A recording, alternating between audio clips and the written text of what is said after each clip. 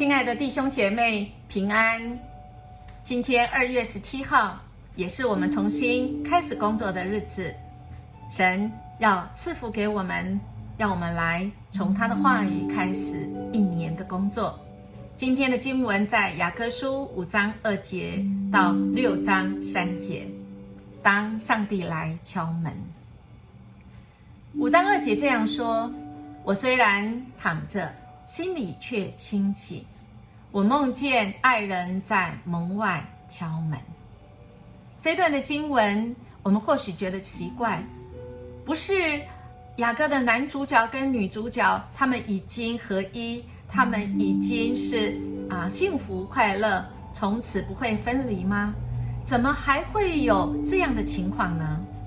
原来是女主角她梦见了可能有的这种情况，而在这个描述当中，好像显示出这个新郎是有需要的。而如果雅歌是基督之歌，是他对他的子民所写的情歌，或者是对教会的这个诗歌的话，那么我们会不会怀疑，那耶稣何以需要？耶稣有需要吗？新郎有需要吗？全能的神哪里需要我们呢？亲爱的弟兄姐妹，如果我们回想起耶稣被抓的那一夜，他在客西马尼园祷告，他的汗像雪滴下来一样。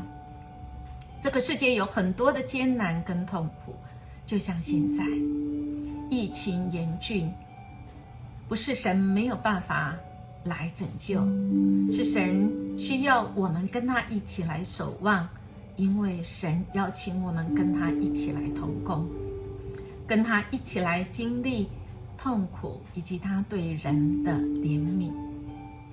我们看到心腹不再像以前一样不成熟，此时的他成熟了，他没有放弃，他起来回应新郎，他起来回应，真实来看见在他生命中所发生的每一件事，而这些事都可以使他更认识上帝。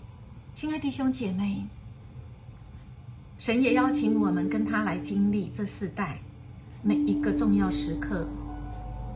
我们若是跟神是心灵契合，我们在灵里跟神是分不开，我们能够知道神心意的。在今年，不管是你在工作、你的事业，我们所面对的婚姻、家庭、亲子关系、人际关系当中，各种的挑战不会击倒我们，有主与我们同在。这些挑战是使我们可以经历更赞、更好的。这个时候很难以说将来如何，但我们可以确定的是，神必与我们同在。我们一起来祷告。亲爱的主耶稣，你是我们的良人，我们要回应你的爱，在众人面前勇敢见证你的荣美，讲述你我之间的爱情，因为你的爱情胜过死亡，众水不能淹没我的主。原谅我曾经错过那个机会，我的心门愿意为你而开，请你做我生命的主。奉主耶稣基督的名求，阿们。亲爱弟兄姐妹，我们明天见。